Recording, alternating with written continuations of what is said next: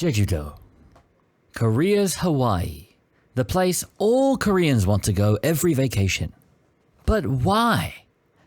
Let's take a look. To prepare for my trip to Jeju-do, I set up a map all by myself to show where we'll be going. So we will be going to Yongmori Coast, Cheonjeon Waterfall, Jusang Jollidae Cliff, Cheonjiyeon Waterfall, Cheongbang Waterfall, Haesogak Estuary, Udo Island, Ilchulbong Peak, and Ihoteu Beach.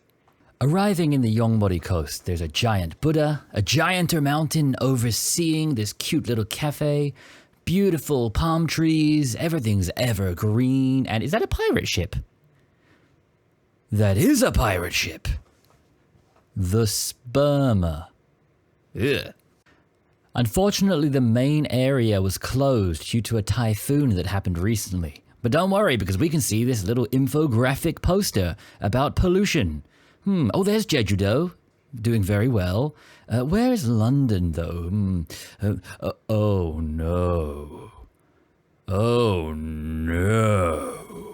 While the main entrance was closed, we can still see how London is killing the world and a man beating a horse. Making my way back up the hill to go to the next destination, we can look at how big and impressive this mountain is. Is he still beating that horse?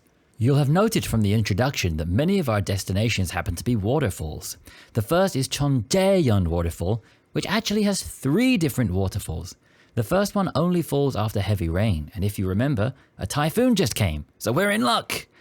It looks like a runny nose.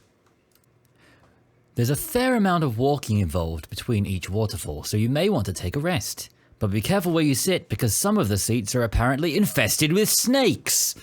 Moving on to the second one, and this one is just lovely. I spent some time relaxing here before moving on to the third waterfall. About that. I got distracted by a bridge and accidentally left the area. Moving on. On the way out, there was a cute little fountain. Oh, there's a lovely dolphin. Oh, there's a very nice looking turtle. Oh, what happened to that one? The streets outside this place, moving on to the next location, were just absolutely amazing. I spent so long just sitting around, walking around, taking so many useless videos and photos that I knew I would never use again, just because the whole place seemed so tropical and amazing. Jeju's most responsible grandfather, reminding us all to wear our masks and stay safe. As I made my way to the Jusang Jollidae Cliff, I knew this place must be interesting because there were cameras everywhere. Everybody had big cameras, so I knew I was about to see something good. Wow. Of all the things I saw on the Jeju mainland, this is definitely one of the best ones. Look at the endless sea as it drapes the horizon. Look at all these rocks that look incredible. These are lava rocks. I wonder what they feel like. Feels like rocks. I spent a long time walking around here making videos, taking pictures, so I probably could have made this video about 1 hour longer just with footage from this place. The final destination of day 1 was Cheonjiyeon Waterfall. This one is just one waterfall, but it's a big one. So many people were here, and I noticed so many foreigners were here. All of the other places I'd been to were mostly Koreans, but there were a lot of other people like me here. So many people were posing in front of the waterfall. It made a really great backdrop for selfies and travel vlogs. Look at that handsome shadow. Day 2 and we're off to Udo, which means Cow Island. No, really. As we set sail, one man insistently throws bread to seagulls the entire ferry trip. I felt excitement to land at the place that everybody tells me is the best part of Jeju-do. And now that I've been, I can say it is. Udo is deceptively big. The main ways to get around are using the tour bus or renting a car.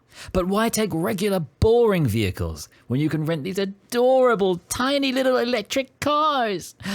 Or electric bikes if you're like me and too lazy to get an international license. I took some video footage riding the bike, but it was my first time riding a bike in about 18 years. So please forgive me for my poor camera work because I was busy trying to live. Anywhere you go on Udo, whether it's just walking along by the shore, whether it's riding a bike or an electric car, whether it's eating abalone at a restaurant, whether it's drinking hallabong juice and eating peanut butter ice cream at a cafe, everywhere just has incredible views. This place is somewhere where I just want to go back like tomorrow. I want to spend a long time here, get a hotel and just relax on this island. It's beautiful all the way around. Again, I could share another 1 hour of footage I took from this island. I could make this video go on for hours with just all the beautiful scenery of Jeju-do. After leaving Udo, my goal was to get up to the top of the Ilchulbong Peak. But after walking around and riding around Udo all day, I was a little bit tired. And look at the people up there, they're like little dots. I can't do that. Not today. So I just came here to the entrance of Ilchulbong.